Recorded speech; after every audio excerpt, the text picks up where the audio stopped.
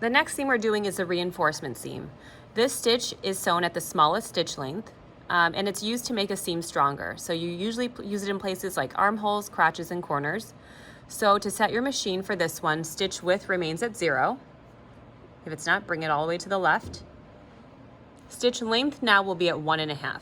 So I'm going to bring this down until it's right between the 1 and the 2, right over here. And then the needle position stays in the middle. Okay, starting out the same way as my previous 2 samples, 2 pieces of fabric are pinned together, right sides are together, and I have it pinned along the 6-inch side. You're again going to follow the 5/8 line on your stitch plate. And for this one, you are going to backstitch at the beginning and the end of the seam because reinforcement seams are permanent stitches that we do not want to remove.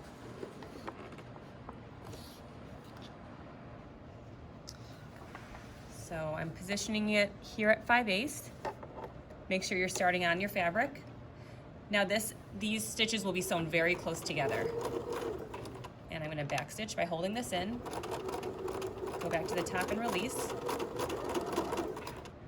And remove the pins as you go.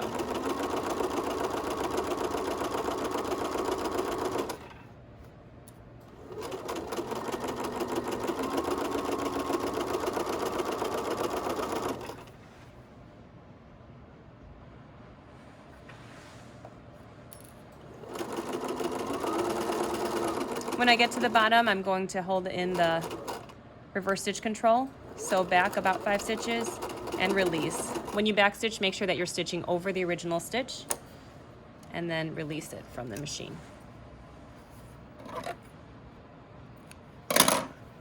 Okay, and then also for this one, make sure that you press it open and flat and then staple it like this into your packet.